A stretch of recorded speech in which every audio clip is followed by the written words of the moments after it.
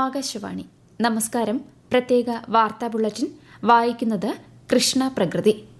ദേശീയ മഞ്ഞൾ ബോർഡ് രൂപീകരിച്ചതിനെ പ്രശംസിച്ച് പ്രധാനമന്ത്രി നരേന്ദ്രമോദി. മഞ്ഞൾ ഉൽപാദനത്തിൽ നൂതന ആശയങ്ങൾ, ആഗോള പ്രോത്സാഹനം, മൂല്യവർദ്ധനവ് എന്നിവയ്ക്ക് മികച്ച അവസരങ്ങൾ ബോർഡ് ഉറപ്പാക്കുമെന്ന് അദ്ദേഹം പറഞ്ഞു. കർഷകർക്കും ഉപഭോക്താക്കൾക്കും ഒരുപോലെ പ്രയോജനം ലഭിക്കുന്ന തരത്തിൽ വിതരണ ശൃംഖലകൾ ശക്തിപ്പെടുത്തുമെന്നും പ്രധാനമന്ത്രി കൂട്ടിച്ചേർത്തു. ഇന്ന് ന്യൂഡൽഹിയിൽ കേന്ദ്രമന്ത്രി പീയൂഷ് ഗോയലാണ് ദേശീയ മഞ്ഞൾ ബോർഡ് വെർച്വലായി ഉദ്ഘാടനം ചെയ്തത്. റഷ്യൻ സൈന്യത്തിനൊപ്പം പ്രവർത്തിക്കുന്ന ഇന്ത്യക്കാരെ എത്രയും വേഗം തിരികെ അയക്കണമെന്നാവശ്യപ്പെട്ട് വിദേശകാര്യ മന്ത്രാലയം. മലയാളിയായ ബിനിലിന്റെ മരണം സംബന്ധിച്ചും റഷ്യൻ അധികൃതരുമായും ഇന്ത്യയിലെ റഷ്യൻ എംബസി അധികൃതരുമായും മന്ത്രാലയം ചർച്ച നടത്തി. ബിനിലിന്റെ മരണത്തിൽ അനുശോചനം അറിയിക്കുന്നതായും ഒരാൾ പരിക്കേറ്റ് മോസ്കോയിൽ ചികിത്സയിലാണെന്നും കേന്ദ്ര വിദേശകാര്യ മന്ത്രാലയം പ്രസ്താവനയിൽ പറഞ്ഞു. മൃതദേഹം എത്രയും വേഗം നാട്ടിലെത്തിക്കുന്നതിനുള്ള നടപടികൾ സ്വീകരിച്ചതായും മന്ത്രാലയം അറിയിച്ചു.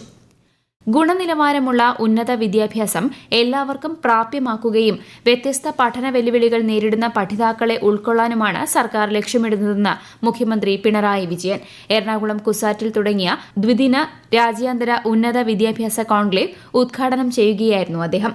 സ്വദേശ വിദ്യാർത്ഥികൾക്കൊപ്പം വിദേശ വിദ്യാർത്ഥികളെയും മികച്ച സൌകര്യങ്ങളും കോഴ്സുകളും നൽകി കേരളത്തിലേക്ക് ആകർഷിക്കാൻ ലക്ഷ്യമിടുന്നുവെന്നും മുഖ്യമന്ത്രി വ്യക്തമാക്കി. 15ാം കേരള നിയമസഭയുടെ 13ാം സമ്മേളനത്തിന് വെള്ളിയാഴ്ച തുടക്കമാകും. ഗവർണറുടെ നയപ്രഖ്യാപനത്തോടെയായിരിക്കും തുടക്കം. സമ്മേളനത്തിന്റെ ആദ്യഘട്ടം ഈ മാസം 23-ന് സമാപിക്കും. Speaker N Shamseer governor Rajendra Vishwanath ആർലേക്കറെ ഇന്ന് രാജ്ഭവനിൽ സന്ദർശിച്ചു. സമ്മേളനം സംബന്ധിച്ച കാര്യങ്ങൾ വിശദീകരിക്കാൻ സ്പീക്കർ നാളെ വാർത്താസമ്മേളനം വിളിച്ചു ചേർത്തിട്ടുണ്ട്. ശബരിമലയിൽ മകരവിളക്ക് ദർശന സുകൃതം നേടി തീർത്ഥാടക ലക്ഷങ്ങൾ. മകരസംക്രമ സന്ധ്യയിൽ തിരുവാഭരണ വിഭൂഷിതനായ അയ്യന്റെ മഹാദീപാരാധനയും നടന്നു. 18 മലകളിലുമായി 3.5 ലക്ഷത്തിലധികം ഭക്തജനങ്ങളാണ് എത്തിച്ചേർന്നത്. ആകാശത്ത് മകരനക്ഷത്രവും പൊന്നമ്പലമേട്ടിൽ 3 തവണ മകരവിളക്ക് ദീപക്കാഴ്ചയും തെളിഞ്ഞതോടെ സന്നിധാനം ശരണമന്ത്ര മുഖരിതമായി. മണിമണ്ഡപത്തിൽ ഇന്നു മുതൽ കളമെഴുത്തും എഴുന്നള്ളത്തും നടക്കും. ഈ മാസം 20-ന് മകരവിളക്ക് തീർത്ഥാടന കാലത്തിന് സമാപനം കുറിച്ച് നടയടയ്ക്കും. 2023 സംസ്ഥാനത്തെ ഏറ്റവും മികച്ച പോലീസ് സ്റ്റേഷനുള്ള മുഖ്യമന്ത്രിയുടെ പുരസ്കാരം കണ്ണൂർ സിറ്റിയിലെ തലശ്ശേരി പോലീസ് സ്റ്റേഷൻ നേടി. 2ാം സ്ഥാനം കൊച്ചി സിറ്റിയിലെ മട്ടാഞ്ചേരി പോലീസ് സ്റ്റേഷനും 3ാം സ്ഥാനം ആലപ്പുഴയിലെ പുന്നപ്ര പോലീസ് സ്റ്റേഷനും പാലക്കാട് ടൌൺ നോർത്ത് പോലീസ് സ്റ്റേഷനും പങ്കിട്ടു.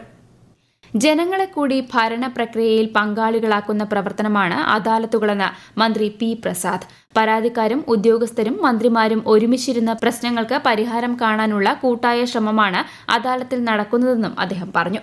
മാവേലിക്കര താലൂക്ക് അദാലത്ത് ഉദ്ഘാടനം ചെയ്യുകയായിരുന്നു മന്ത്രി. ഒരു ഫയലും അനാവശ്യമായി താമസിപ്പിക്കരുതെന്നും കാലതാമസം അഴിമതി തന്നെയാണെന്നും മന്ത്രി കൂട്ടിച്ചേർത്തു. തിരുവനന്തപുരത്ത് സംസ്ഥാന ഭക്ഷ്യസുരക്ഷാ വകുപ്പ് നിർമ്മാണം പൂർത്തീകരിച്ച ആധുനിക സൌകര്യങ്ങളോടുകൂടിയ മൈക്രോബയോളജി ലാബ് നാളെ മന്ത്രി വീണ ജോർജ് ഉദ്ഘാടനം ചെയ്യും. സ്റ്റേറ്റ് പബ്ലിക് ഹെൽത്ത് ലാബ് ക്യാമ്പസിലുള്ള സർക്കാർ അനലിസ്റ്റ് ലബോറട്ടറിയിലാണ് പുതിയ ലാബ് നിർമ്മിച്ചിരിക്കുന്നത്. അഭിനേത്രി ഹണി റോസിനെ അധിക്ഷേപിച്ചെന്ന കേസിൽ വ്യവസായി ബോബി ചെമ്മണ്ണൂരിന് ഹൈക്കോടതി ജാമ്യം അനുവദിച്ചു. ബോബി ചെമ്മണ്ണൂരിന്റെ പരാമർശത്തിൽ ദ്വയാർത്ഥം ഇല്ല എന്ന് പറയാനാകില്ലെന്ന് ഹൈക്കോടതി ചൂണ്ടിക്കാട്ടി. ഉപാധികളോടെയാണ് ജാമ്യം അനുവദിച്ചിരിക്കുന്നത്. പത്തനംതിട്ടയിൽ വിദ്യാർത്ഥിനിയെ നിരന്തര ലൈംഗിക പീഡനത്തിനിരയാക്കിയ സംഭവത്തിൽ ഇതുവരെ 29 കേസുകളിലായി 44 പ്രതികൾ അറസ്റ്റിലായി. നിലവിൽ ഇലവുംതിട്ട, പത്തനംതിട്ട, പന്തളം, മലയാലപ്പുഴ എന്നീ പോലീസ് സ്റ്റേഷനുകളിലാണ് കേസുകളുള്ളത്. 2024 എഴുത്തച്ഛൻ പുരസ്കാരം NS മാധവന് മുഖ്യമന്ത്രി പിണറായി വിജയൻ മറ്റന്നാൾ തിരുവനന്തപുരത്ത് സമ്മാനിക്കും. സെക്രട്ടേറിയറ്റ് ദർബാർ ഹാളിൽ നടക്കുന്ന ചടങ്ങിൽ മന്ത്രി സജി ചെറിയാൻ അധ്യക്ഷത വഹിക്കും.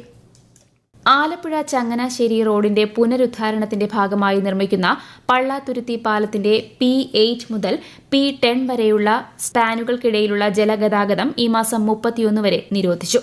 പള്ളാത്തുരുത്തി പാലത്തിന്റെ P6 മുതൽ P7 വരെയുള്ള സ്പാനുകൾക്കിടയിലൂടെയുള്ള ജലഗതാഗതം ചെറിയ ബോട്ടുകൾക്കും ഒരു തട്ട് മാത്രമുള്ള ബോട്ടുകൾക്കും മാത്രമായി പരിമിതപ്പെടുത്തിയിട്ടുണ്ട്. ടാൻസാനിയയിൽ ക്യാമ്പസുകൾ തുടങ്ങാൻ കേരളത്തിലെ സർവകലാശാലകളെ ടാൻസാനിയൻ പ്രതിനിധി സംഘം ക്ഷണിച്ചു. ഉന്നത വിദ്യാഭ്യാസ രംഗത്തെ കേരളത്തിന്റെ പരിഷ്കാരങ്ങൾ പഠിക്കാനെത്തിയ 5-അംഗ പ്രതിനിധി സംഘമാണ് ഈ ആവശ്യമുന്നയിച്ച് ഉന്നത വിദ്യാഭ്യാസ മന്ത്രി ആർ ബിന്ദുവുമായി ചർച്ച നടത്തിയത്. ഉന്നത വിദ്യാഭ്യാസ രംഗത്ത് കേരളത്തിന്റെ മുന്നേറ്റത്തെ സംഘം പ്രശംസിച്ചു. സംസ്ഥാന സർക്കാർ സംഘടിപ്പിക്കുന്ന അന്താരാഷ്ട്ര നിക്ഷേപ സംഗമത്തിൽ UAE സാമ്പത്തിക കാര്യമന്ത്രി അബ്ദുള്ള ബിൻ തൌഖ് അൽ മാരി പങ്കെടുക്കും. പ്രത്യേക വാർത്താ ബുള്ളറ്റിൻ കഴിഞ്ഞു. അടുത്ത വാർത്താ പ്രക്ഷേപണം നാളെ രാവിലെ 6:45-ന്.